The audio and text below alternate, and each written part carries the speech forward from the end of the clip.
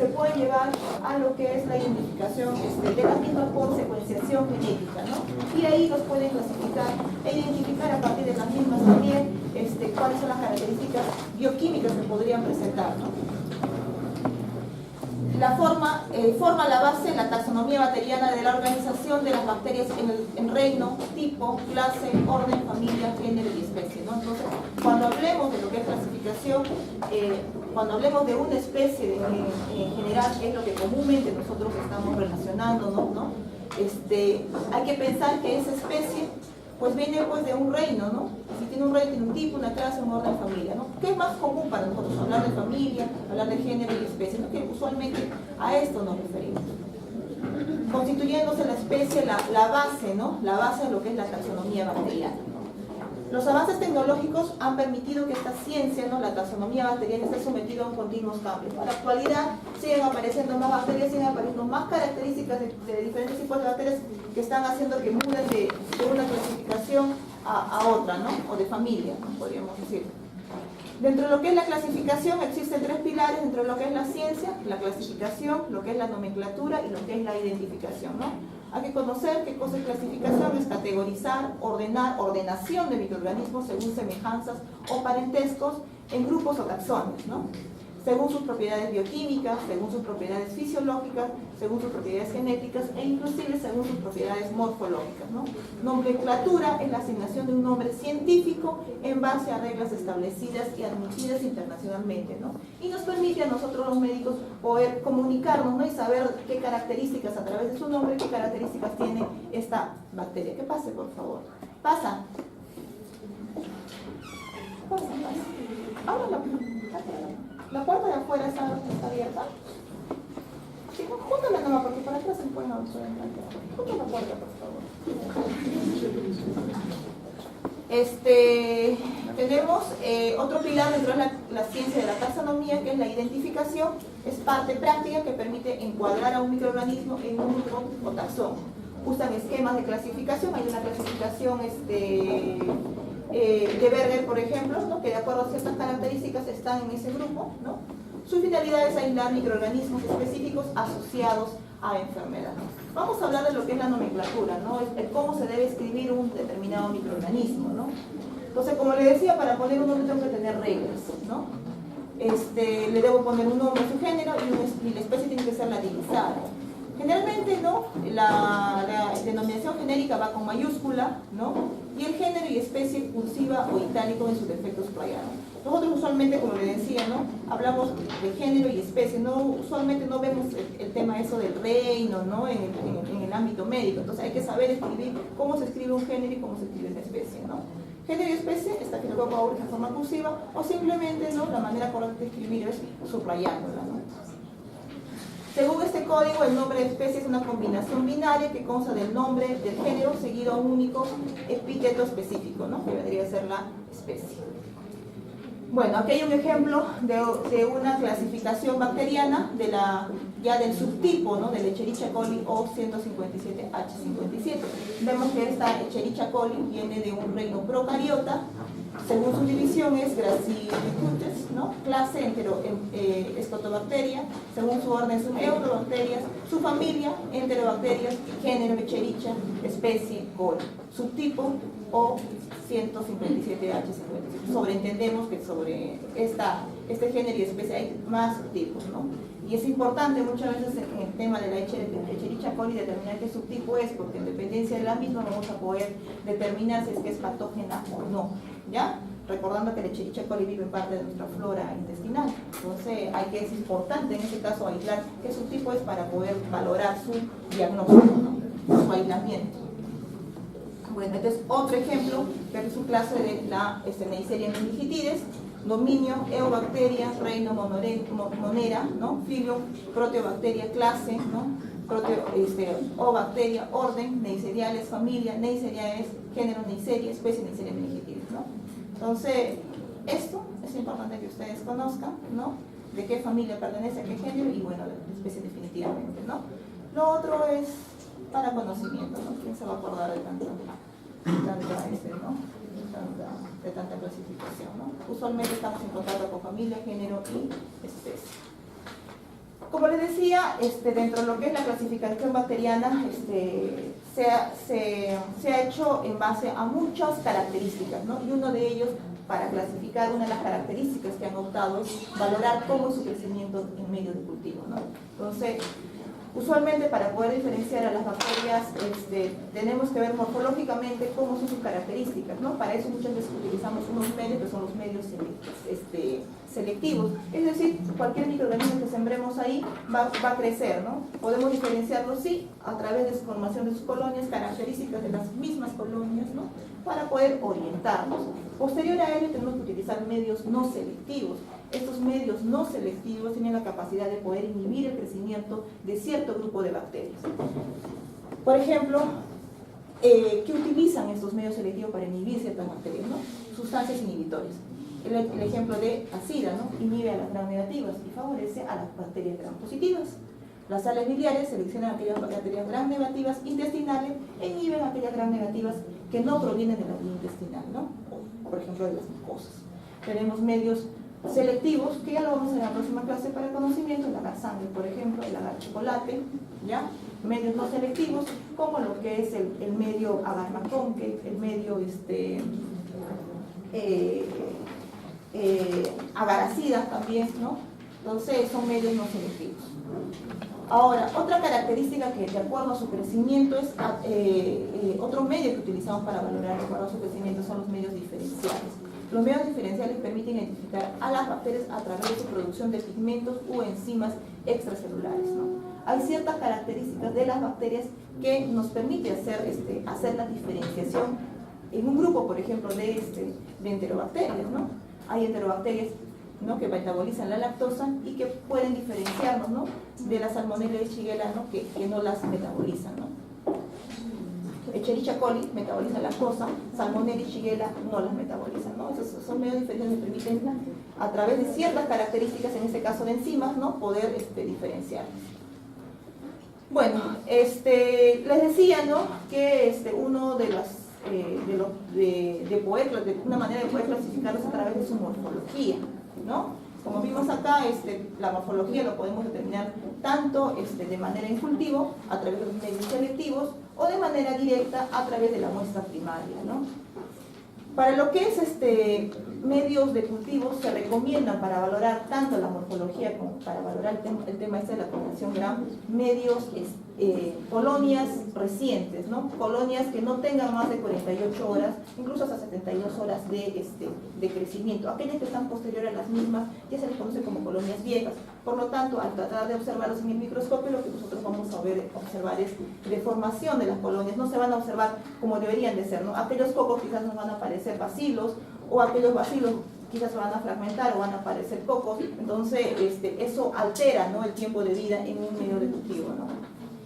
¿Qué cosa es la morfología? Lo consideran como una disciplina que se ocupa del estudio de la forma y la estructura externa de un organismo o sistema. Sabemos que los microorganismos tienen diferentes tamaños, ¿no? Tenemos formas cocos, ¿no?, del griego cocos o grano, diplococos en pareja de 2, tetracocos van en 4, ¿no? Estafilococos en forma de racimas, estreptococos en forma de cadenas, ¿no? Entonces, esta es la manera más usual, tetradas, ¿no?, 4.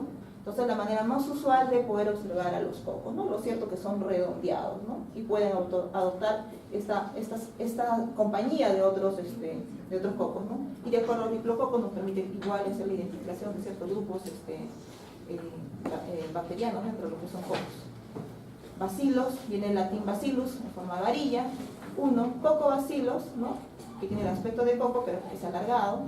Bacilos alargados, diplobacilos, bacilos alargados que van en compañía de 2, estreptobacilos, ¿no?, van formando en 4 y en palizada pues están agregados, ¿no? Hay formas helicoidales que podemos observar, vibrio ligeramente curvados y en forma de coma, espirilo en forma helicoidal o rígida, espiroqueta en forma de tirabuzón, ¿no? Espiroqueta en forma de tirabuzón, vibrio en forma curvada, ¿no?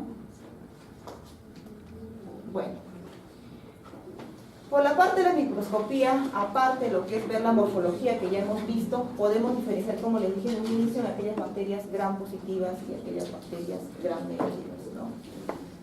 Mencionan, como les dije hace un momento, que la tinción Gram no se considera fiable para bacterias que están sin nutrientes, cultivos antiguos o en fase estacionaria, ¿no? Entonces hay que tener en cuenta con los cultivos antiguos o que han sido tratados con antibióticos.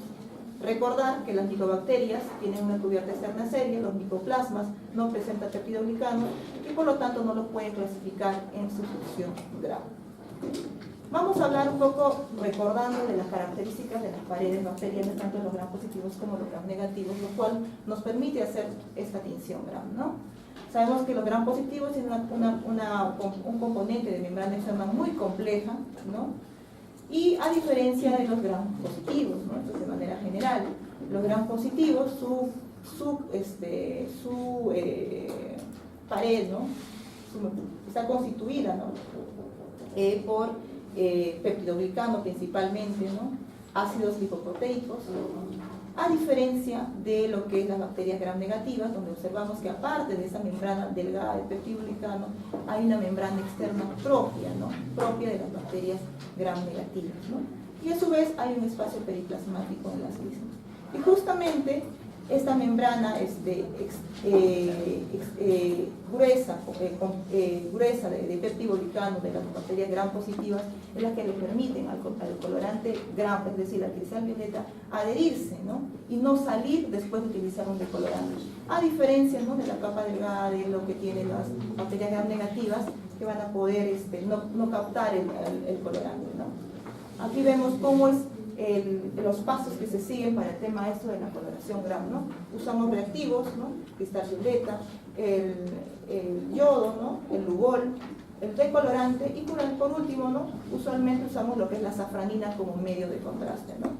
Vamos a hacer en prácticas, es cierto, la coloración Gram, que es una coloración compuesta, ya donde vamos a fijar primero la muestra, no extendemos una muestra en X, puede ser de escudo, si es que es muestra directa, si es que es muestra de cultivo, cogemos una colonia, hacemos nuestro extendido de las mismas, posteriormente fijamos, podemos fijar dejándolo secar a medio ambiente o simplemente pasándolo una flameada de fuego. Posteriormente vamos a agregar el cristal violeta, que dependiendo de sus características, como les decía, son Gram positivas o Gram negativas, van a permitir, ¿no?, ingresar, y no solamente ingresar a través de la sustancia del lugol, quedarse en su interior, ¿no?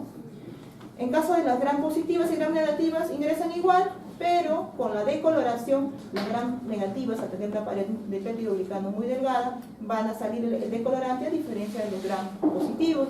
Entonces, si no hay color, le agrego una sustancia de safranina, se va a pintar de rojito porque la safranina es de este color, a diferencia de lo que es el cristal violeta, que tiene la coloración media morada, ¿no? Y que no va a hacer efecto con lo que es la safranina, no va a permitir el ingreso de color, ¿no? Entonces, de todo procedimiento siempre hay un lavado de por medio, ¿no? Es así que las bacterias Gram positivas son de color violeta y las bacterias Gram negativas tienen el color medio rosado, ¿no? Bueno, otra manera de diferenciar, aparte de la coloración Gram, de la parte de la morfología, de las formas como crecen en medios de cultivos, son a través de sus pruebas bioquímicas. Utilizamos diferentes reactivos para poder hacer la diferenciación. Estos son uno de los más usados, pero no son los únicos, ¿ya? La oxidasa, que permite distinguir enterobacterias, ¿no?, de otros Gram negativos, hace referencia en la presencia justamente, ¿no?, de esta enzima, ¿no?, de la oxidasa, ¿no?, de citrocoma oxidasa, que ciertas bacterias la tienen. La catalasa me permite distinguir entre la familia de los cocos Gram positivos, ¿no? Me permite diferenciar si es que este coco pertenece a la familia de los estreptococos o pertenece al grupo o a la familia de los estafilococos. Aquellos que son catalasa positivos presentan esta enzima, ¿no?, esta catalasa, van a ser estafilococos, y aquellos que no son catalasa positivos son estreptococos, ¿no? Lo cierto es que se genera aquí donde el procedimiento en peróxido de hidrógeno, o se agrega el peróxido de hidrógeno, y gracias a la producción de oxígeno que se da o se observa este sistema o burbujas durante la prueba de la catalasa. Hay otra prueba que es la prueba de la coagulasa, ¿no?, que permite también ver la formación del coágulo y me permite diferenciar sobre todo en el grupo de los estafilococos para hablar de las otras especies, ¿no?, si es que es aureus o si es que pertenece a los estafilococos coagulasa negativos, por ejemplo el epidermidis, ¿no?, uno de ellos. Entonces, el aureus es coagulasa positivo y el epidermidis, junto con toda la otra familia de los no coagulasa, es coagulasa no negativa. Ya, coagulasa negativa. Tenemos otras pruebas, son las pruebas inmunológicas, que son cero tipos, cero variedades o cero grupos, ¿no? Por cero grupos. Estas pruebas, al igual, me permiten hacer la clasificación bacteriana, o en dependencia de eso puedo hablar de incluso de serotipos, ¿no? Por ejemplo, el OH de 157 que les mencioné, lo puedo hacer a través de identificación, a través de estas pruebas inmunológicas. ¿En qué se basa? Buscar anticuerpos específicos para un componente de la bacteria. Puede ser la pared celular, puede ser lipopolisacárido, o quizás contra la cápsula de algún componente de alguna bacteria, ¿no? Entonces, van dirigidos contra algo específico que identifica a un grupo o a una bacteria, permitiendo subir estas pruebas inmunológicas la cepa de una especie bacteriana. La subtipificación permite identificar colonias bacterianas, llevándose a cabo por biotipificación, serotipificación, prueba de sensibilidad, tipificación o por bacteriófago. Las pruebas de sensibilidad vamos a observar también en práctica que utilizamos antibióticos. Igual, ¿no? Hay ciertas características de ciertas bacterias que son resistentes naturales a ciertos antibióticos. Es decir, no, por más que uno le quiera dar tratamiento, van a mostrar resistencia porque es parte de su desarrollo, ¿no? Utilizamos estas pruebas de sensibilidad buscando justamente las resistencias naturales de ciertas bacterias para hacer su identificación a dónde pertenecen, ¿no? Bueno, según las clasificaciones podemos hacer clasificaciones. Según los tipos de clasificaciones tenemos las clasificaciones artificiales. Las primeras clasificaciones de bacterianas se basan en ordenación con fines prácticos de las diferentes especies creadas por agrupación de cepas caracterizadas por igualdad o semejanza o de algunas características básicas, ¿no? Tenemos la clasificación numérica, que consiste en determinar un gran número de características independientes. Aquí la clasificación, ¿no?, han hecho en cuanto a, por ejemplo, a 100, o tienen 100 características iguales, o 120 características iguales que pertenecen a esta cepa o pertenecen a este grupo, ¿no?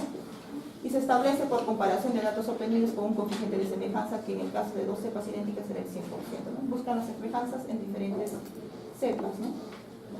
Gracias al sistema tecnológico, ¿no?, esta técnica ha sido simplificado mucho y con ella se han confirmado la mayoría de las especies consideradas como tales por los métodos clásicos, es decir, solamente observando y viendo, nada más. Ya, y pues esto es definitivamente lo adecuado, ¿no? Nosotros deberíamos hacer identificación bacteriana a través de la envase genética, ¿no? Entonces, a la actualidad, como les dije, muchos microorganismos se están reestructurando, se están adecuando ya a qué familia pertenecen, ¿no?, o a qué especie pertenecen, o qué familia básicamente pertenecen, justamente en relación a lo que es la base genética, ¿no? Y se siguen descubriendo más, ¿no? Y por lo tanto el tema de la clasificación va a seguir siendo modificada, ¿no? Primera línea utilizada tiene en cuenta la proporción de las bases nitrogenadas, ADN, cromosómico bacteriano, guanina, citosina, adenina, timina. Si dos especies bacterianas difieren en su contenido de guanina y citosina en un más del 10%, no pueden producir fines, ¿no? Valoran esta secuenciación, ¿no? Si difieren en un 10%, entonces no son afines, no son del grupo, ¿no? Más adecuado para precisar pequeñas diferencias de una especie bacteriana a otra es el método de hibridación molecular, ¿no? Este método, ¿no?, que en base genética permite establecer el grado de homología en la secuencia en bases de ADN, y los datos obtenidos se emplearon en la clasificación adoptada en la última edición de 1984 del Manual de Berger, ¿no? El Manual de Berger, ¿no?, es un manual en el cual justamente están ordenados, ¿no?, en familias, en especies, ¿no?, en género, los diferentes tipos de bacterias que existen o que se han descubierto, ¿no? Y este manual ha hecho, pues, o está clasificado en base justamente en la parte de lo que es ADN. Vemos aquí lo que dice el manual de Berger, ¿no? Vamos a hablar básicamente de lo que es el mundo o las bacterias que pertenecen al grupo de los procariotas, o las bacterias propiamente dichas, ¿no? Las bacterias propiamente dichas se pueden diferenciar en pertenecer a las eubacterias o bacterias, o al grupo lo que es Archaea, ¿ya? Nosotros estudiamos a las bacterias, usualmente a las Archaea, no, porque estos microorganismos, si bien es cierto, tienen características muy parecidas, ¿no?, a las bacterias, ¿no?, y pertenecen al mundo de las procariotas, viven en situaciones de condiciones extremas muy grandes, ¿no? Habitan a temperaturas muy altas o pueden habitar a temperaturas muy bajas, que usualmente no son las bacterias que ingresan o nos causan enfermedad hacia nosotras, ¿no? Tenemos aquí los hipertermófilos, ¿no? Aquellos que sobreviven a temperaturas muy altas, por ejemplo, los 100 grados centígrados, pueden ser vivos, metanógenos y halófilos extremos, ¿no? Temperaturas muy bajas, ¿no? Dentro de lo que son bacterias, tenemos también otra clasificación a las bacterias gram positivas y a las proteobacterias que vendrían a constituir las bacterias gram negativas. También hay cianobacterias, espiroquetas, bacteroides o dermatófagas que no son causantes, ¿no?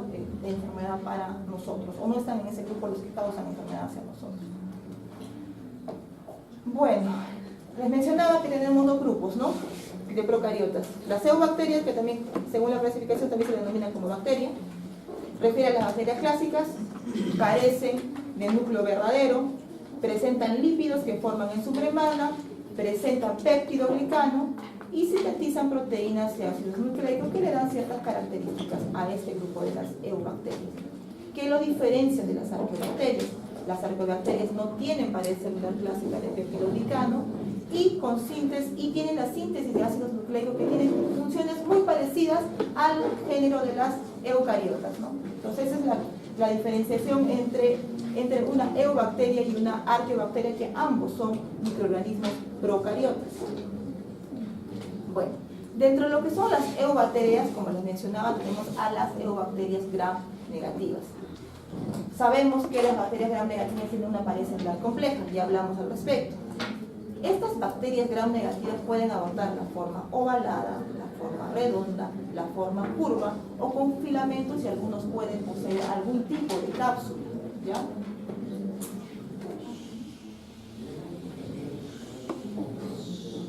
Un chiquito de lentecito. ¿O es acostado?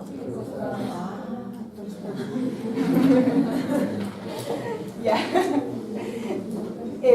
Por su reproducción, se reproducen por fisión binaria o por gemación. Este tema de la reproducción lo vamos a ver en la siguiente clase también, ¿ya? Por el medio de crecimiento, aerobios consumen estrictamente oxígeno. Anaerobios requieren para su crecimiento que haya la ausencia de oxígeno. Anaerobios facultativos pueden crecer también en presencia de oxígeno, así como también en la ausencia de las mismas. Y las microaerófilas necesitan un componente de CO2 para su crecimiento, de dióxido de carbono para su crecimiento, ¿ya? Las eubacterias gram positivas, sabemos que tienen una pared gruesa, constituida de peptidoglicano y una membrana citoplasmática. Pueden tener igual también la forma esférica, la forma basilar, la forma filamentosa, reproducción por fisión binaria, y en este caso, ¿no?, las bacterias gram positivas pueden estar asociados a la presencia de esporas, ¿no? Esta forma resistente al medio ambiente, a condiciones extremas, que cuando encuentra un medio de nutrientes puede iniciar su crecimiento y poder generar daño, ¿no? Tenemos igual, pueden ser aerobios, pueden ser anaerobios, pueden ser anaerobios facultativos, ¿no? Aquí ya no hablamos de los microaerófilos, claro, ¿no?, los que necesitan poquita cantidad de CO2 para su crecimiento. Y tenemos aquí al otro grupo, al grupo de las eubacterias sin pared celular, también conocidos como micoplasmas, ¿no? Hay 6 géneros de microplasma, de los cuales solo 2 son los que nos causan a nosotros daño: el micoplasma y el ureoplasma. ¿Ya? Son llamados microplasmas porque no sintetizan peptidoglicano, se encuentran encerrados por una membrana unitaria, la membrana plasmática, necesitan colesterol para crecer, y esto colesterol muchas veces lo obtienen de nuestro organismo. Son altamente polimorfos, es decir, que nunca los vamos a ver típico característicos en forma de cocos o en forma de bacilos, o adoptan muchas formas, y el tamaño es muy variado, puede ir de 0.2 micrómetros hasta tener el tamaño de una vesícula. Entonces, no hay una característica muy particular de los micoplasmas. Son microorganismos filtrables, ¿ya? Se producen por gemación, fragmentación o por fisión binaria. Bueno, y por último, lo que es el género de las arqueas o arqueobacterias, ¿no? Igual tienen estos microorganismos que, si bien estos no son importantes porque no causan enfermedad, pero existen, ¿no? Igual tienen la forma de bacilos, tienen la forma de cocos, forma de hélices, tienen propiedades fisiológicas, son aerobios, pueden ser anaerobios facultativos, anaerobios estrictos y habitan en situaciones extremas, ¿no? Metanógenos, halófilos extremos o termófilos, ¿no? Temperaturas muy extremas por encima de los 100 o temperaturas muy bajas por debajo de los 0 grados centígrados, ¿no? Bueno. Este es un cuadro para mostrarles, ¿no? Según la clasificación del manual de Berges, ¿no? Cómo están los diferentes grupos, ¿no? Tenemos aquí al primer grupo de las bacterias gram negativas, ¿no? Hay el grupo de las, ¿no? espiroquetas, hay otro grupo 2, que son el grupo de las aerobias y bacterias curvas inmóviles, el grupo 3, el grupo 4, bacilos y cocos gram negativos, aerobios y nucleófilos, ¿no? Y en dependencia de cada grupo vemos su especie, ¿no? Espiroquetas, treponemia, espiroquetas, borrelia, leptospira, ¿no? Bacterias aerobias, microaerófilas, móviles, no helicoidales o gram negativos, Campylobacter, Helicobacter, viril, ¿no? Otro que es de importancia también son los bacilos y cocos gram negativos, aerobios y microaerófilos. Bordetella, Brucella, Francisella, Legionella, Moraxella, Neisseria, Pseudomonas, ¿no? Entonces, y vemos ahí toda la gran cantidad, al igual que los bacilos gram negativos anaerobios facultativos, ¿no? Echerichia, Klebsiella, Proteo, Providencia, Salmonella, Shigella, Yersinia, Vibrio, Ammonia. A todos estos los vamos a estudiar durante el desarrollo del curso, ¿ya? Vemos ahí al grupo, ¿no? De las bacterias gram negativas. Tenemos el otro grupo, que es las bacterias gram positivas con pared celular, ¿no? Cocos gram positivos, enterococos, streptococos, estafilococos, streptococos. Otro grupo, bacilos y cocos gram positivos formadores de endosporas, ¿no? Bacillus, Clostridium, bacilos gram positivos reguladores no formadores de esporas, Listeria, Actinomyces, Listeria y Erysipelotrix. Tenemos el grupo de los bacilos gram positivos irregulares no formadores de esporas, Actinomyces, Corynebacterium, Molylungus. Las micobacterias es otro grupo, ¿no? Mycobacterium. El grupo 3 de las bacterias sin pared celular, Mycoplasma, ¿no? Grupo 30, Mycoplasma y Uroplasma, ¿no? Estos son los que no tienen pared celular. Bueno, eso es todo, chicos. Ahí les presenté a todas las bacterias que vamos a ver durante el desarrollo del curso con sus diferentes características clínicas y enfermedades no se pueden mencionar. ¿Ya? Finaliza, por favor.